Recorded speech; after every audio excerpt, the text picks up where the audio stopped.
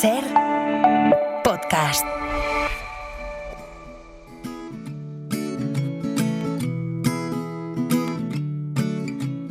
I can't look at the rocket launch, the trophy wives of the astronauts, and I won't listen to their words, 'cause I like birds. La climática en la ventana, con Rocío Gómez.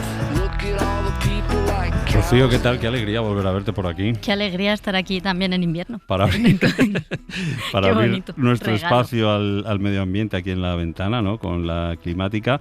Y bueno, también en invierno. Estamos ya, de hecho, en los últimos compases, ¿no? De este 2025, que por desgracia, como viene siendo tendencia, pues ha sido uno de los más calurosos de la historia. También ha sido, lo vamos a recordar, como uno de los años en los que más se ha cebado el fuego en nuestro país. En verano no había más que poner la televisión y ver, bueno, la cantidad de sitios ardiendo, ¿no? Especialmente en la zona de León, El Bierzo, Galicia también, Extremadura.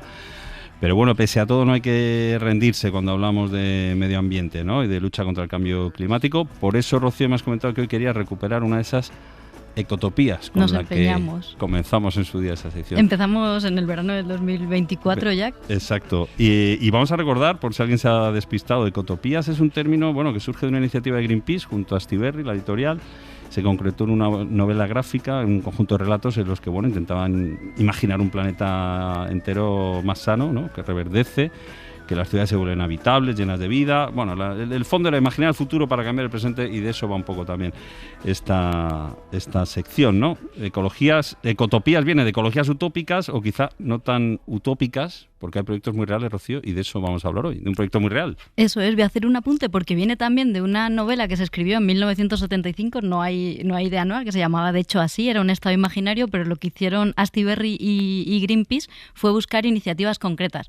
Y en su día, Miguel Brieva, que es uno de los dibujantes de este cómic tan chulo, nos recomendó que conociésemos a Basoa, que es un proyecto que está cerquita de Bilbao, en el Valle de Arratia. Basoa significa bosque. Es un lugar que te imaginas donde, ¿no? cuando pasa algo la gente huye al bosque. Significa bosque en euskera. Y allí, en el corazón de Vizcaya, se encuentra este refugio que nace de las redes de solidaridad con las personas migrantes y el convencimiento de que las cosas se pueden hacer de otra manera, y las están haciendo. Pues vamos a conocer algo más de este proyecto, Basoa, bosque en euskera.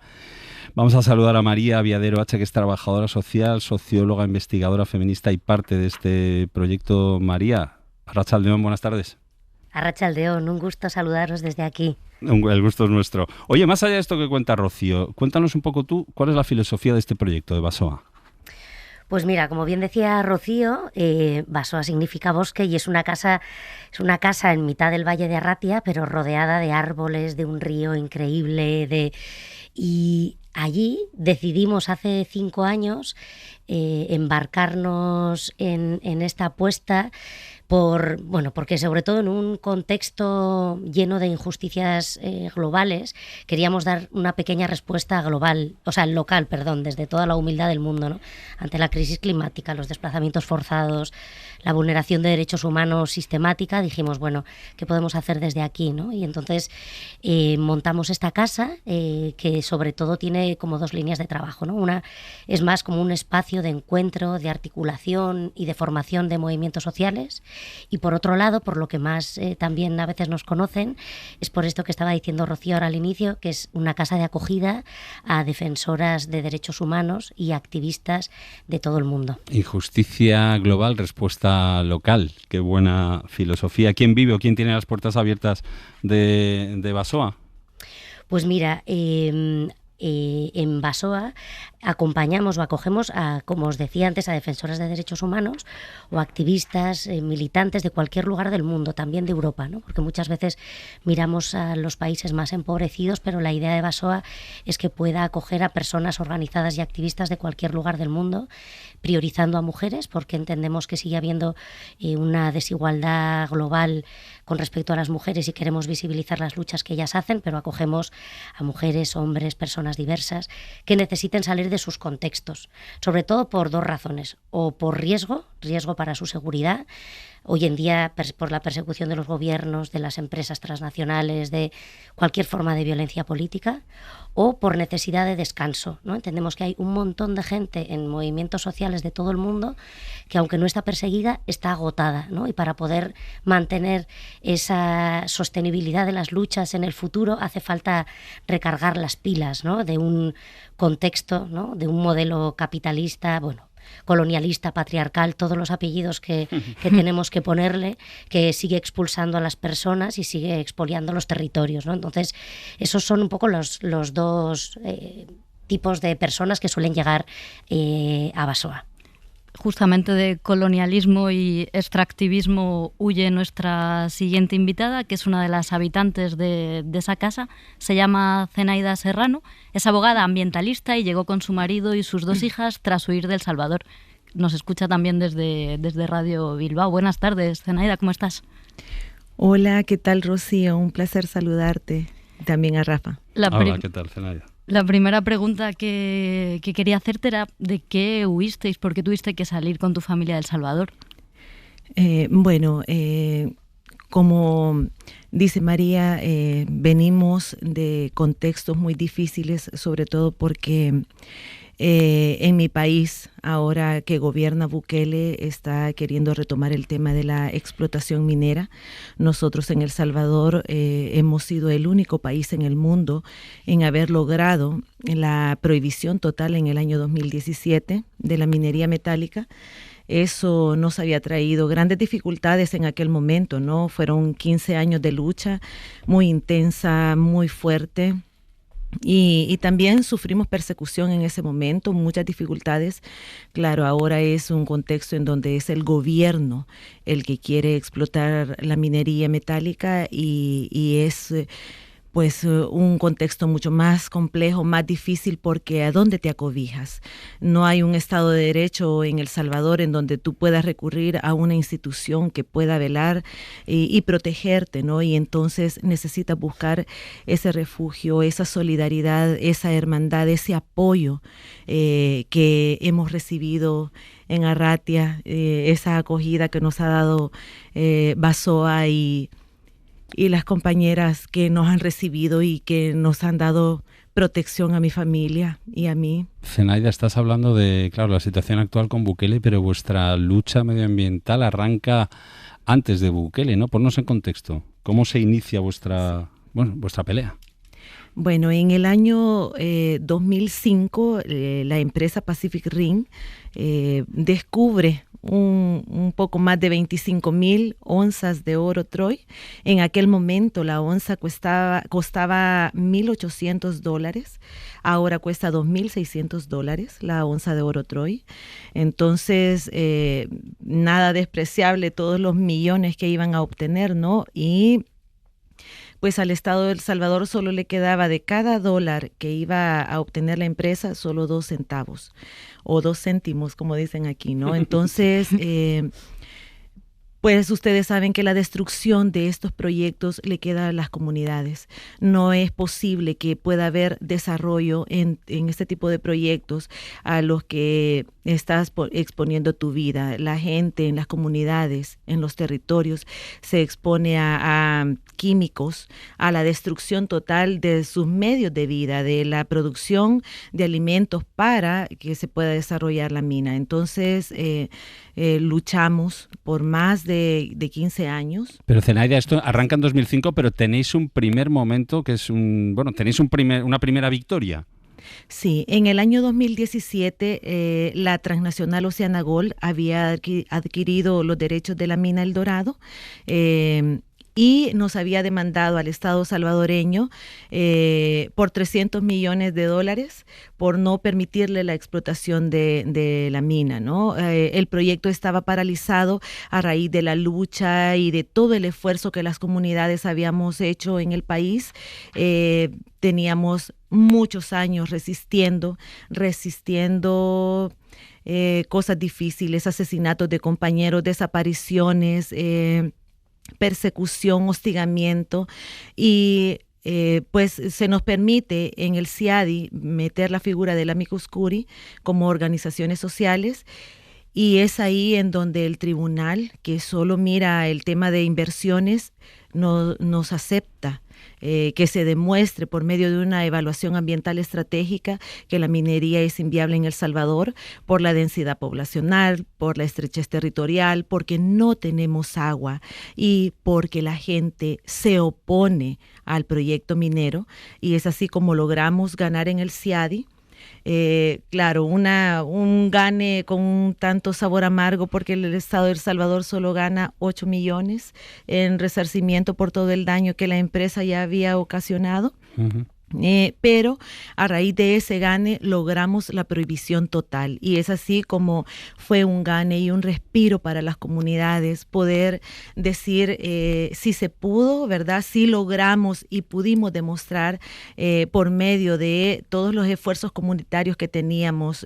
Mi organización MUFRAS 32 habíamos desarrollado desde el año 2005 proyectos alternativos al extractivismo minero y bueno, si tú inviertes en las comunidades, si hay una apuesta por la gente, se puede desarrollar los territorios de una manera diferente, y es así como en ese año logramos, digamos, un gane que fue para la población una gran victoria, un gran triunfo. Esta victoria, sin embargo, a Bukele le parece absurda. El Salvador se convierte en el único país del mundo en prohibir la minería metálica hasta 2024, cuando Bukele ha decidido recuperarla. ¿Por qué? Hay varios puntos que ha ido tratando Zenaida. Uno clave es el agua. Lo ha dicho de pasada, pero es que en El Salvador, si no me equivoco, entre el agua que se puede tratar para beber es entre el 5 y el 10%. El resto del agua está perdida por contaminación y por sequía.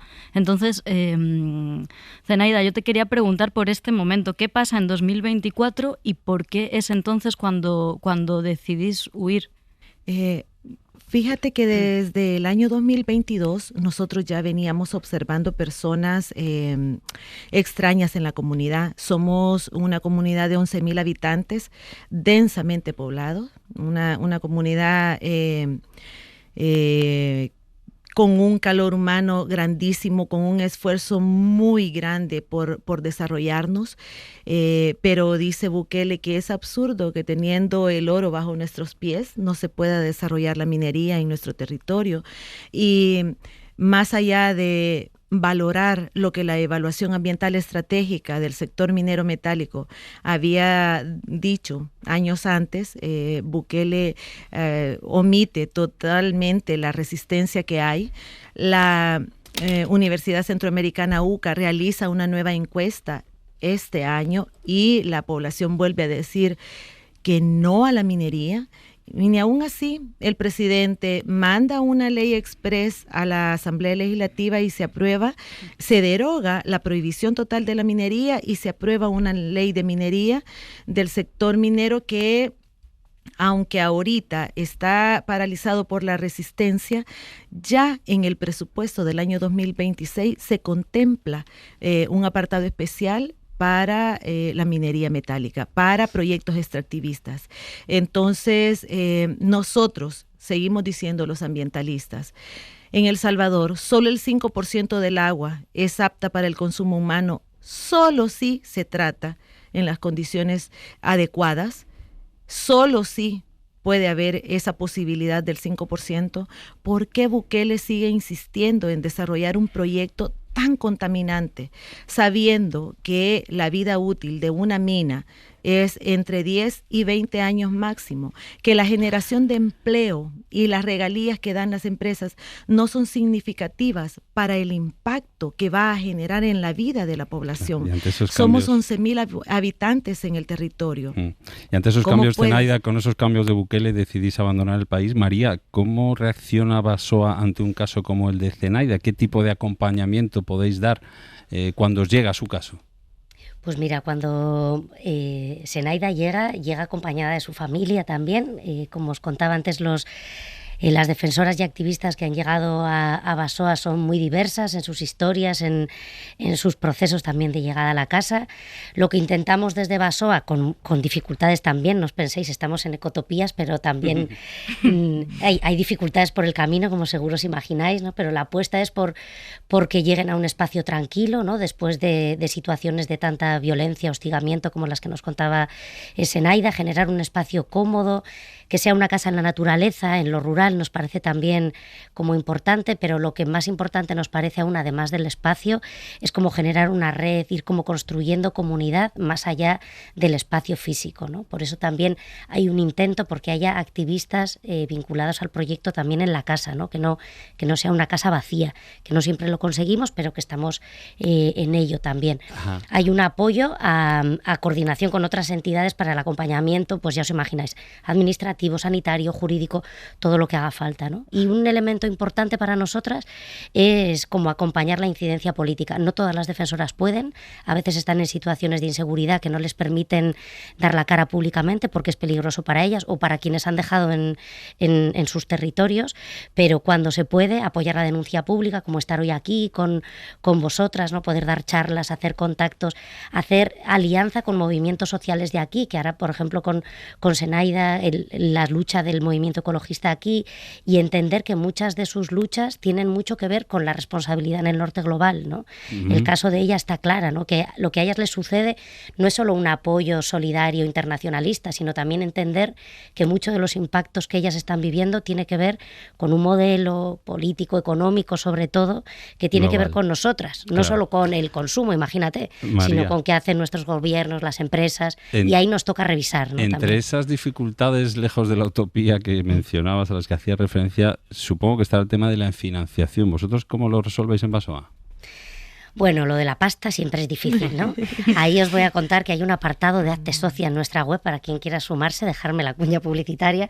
Bien pero hecho. Bueno, deciros que bueno, nosotras somos un modelo autogestionado y eso tiene pues mucho de utopía, pero tiene también a veces sus dificultades, ¿no? Entonces, bueno, contamos con una base de personas socias y contamos con un albergue, ¿no? Como os decía antes, una de nuestras líneas de trabajo es tener como un espacio de articulación, de formación, de debate, y vienen cientos, han llegado miles de personas en estos 5 años a Basoa a generar espacios de debate, de formación, acampadas comunitarias, y ese albergue genera mucho de los ingresos base, ¿no? Pero también te diría que la financiación quizás no es el mayor desafío, ¿no? Yo diría que el mayor desafío sería sostener de manera larga en el tiempo, ahora ya llevamos 5 años, proyectos autogestionados, ¿no? O sea, tener grupos de base fuertes, activistas, que pongamos el cuerpo en este tipo de proyectos, y más en un contexto cada vez más duro, donde el auge de la extrema derecha, donde las dificultades de vivienda, vemos que están cada vez trayendo a más gente a nuestra puerta, ¿no? Entonces, ¿no? Como la importancia de generar proyectos o intentar apostar por experimentar proyectos alternativos que den respuesta a esto desde nuestra responsabilidad también. Zenaida, y sobre dificultades yo te querría preguntar por las tuyas. ¿Qué es lo que más está costando de convencer, por ejemplo, para solicitar asilo? Creo que la policía te llegó a decir que si no eras pandillera, ¿por qué huías de El Salvador? ¿Cómo el régimen de excepción de Bukele, que lleva desde 2022 vigente, está callando también a todas las voces críticas?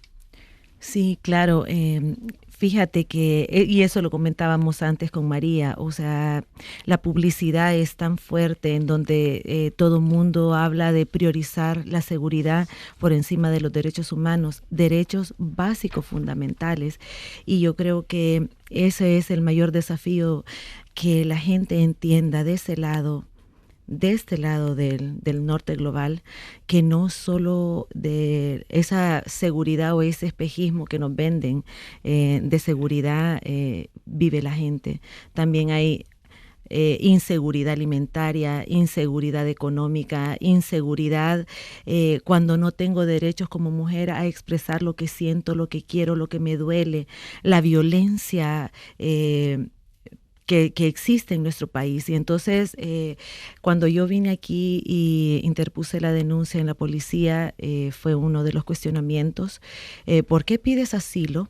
Si en tu país, ¿por qué te tendrían que aplicar el régimen de excepción si no eres pandillera?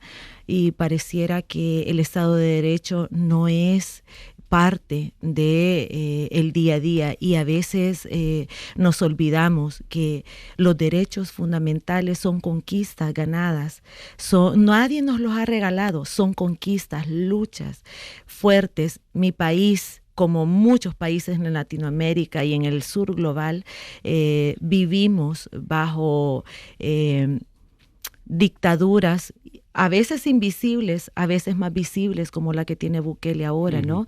En donde se nos impone y se nos despoja de nuestros derechos, y decir que la seguridad debe de estar por encima de cualquier cosa, o decir que Bukele nos ha librado de las pandillas, es... creo yo que minimizar el daño que le genera a la población que este tipo de personajes exista. Idealizar a este tipo de figuras es sumamente peligroso aquí y en cualquier parte del mundo. Zenaida, vamos a despedir este tramo con una canción que nos has sugerido tú.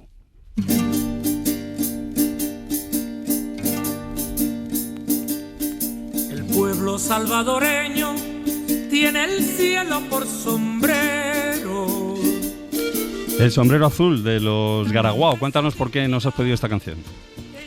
Porque seguimos luchando.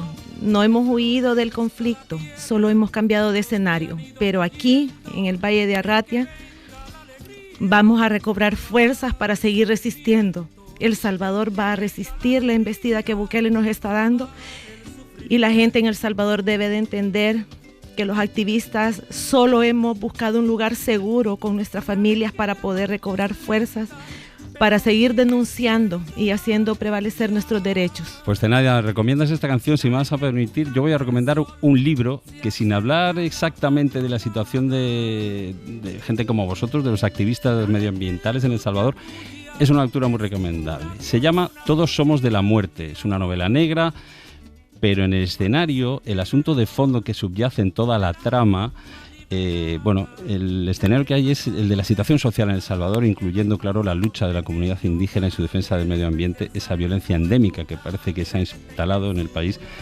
tras la guerra civil y a la sombra del crimen organizado. Se llama, como decimos, Todos somos de la muerte. Lo firma José Jiménez y está publicado por Olé Libros. Todos somos de la muerte. María Aviadero, trabajadora social, investigadora en Basoa, y Zenaida Serrano, abogada ambientalista y exiliada de El Salvador. Muchísimas gracias por la conversación. Esperemos que 2026 traiga buenas noticias en lo que tiene que ver con la lucha con el medio ambiente y en concreto con vuestras reivindicaciones para El Salvador. Gracias. Es que ricasco, un abrazo. Y muchas gracias. Rocío, muchas gracias también. A ti, más abrazo. climática para 2026. Ojalá. Un abrazo. Las que fueron al Vietnam a quemar los arrozales y hoy andan por estas tierras como andar por sus corrales. Dale, salvadoreño, dale, que no hay pájaro pequeño, dale, que después de alzar el vuelo, dale, se detenga en su volar. Dale, que dale, dale, salvadoreño, dale, que no hay pájaro pequeño, dale, que después de alzar el vuelo, dale, se detenga en su volar.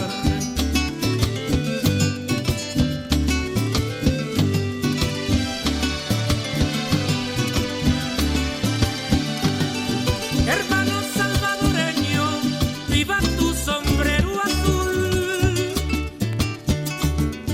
Dale que tu limpia sangre germinará sobre el mar y será una enorme rosa de amor por la humanidad. Para no perderte ningún episodio, síguenos en la aplicación o la web de la SER, Podium Podcast o tu plataforma de audio favorita.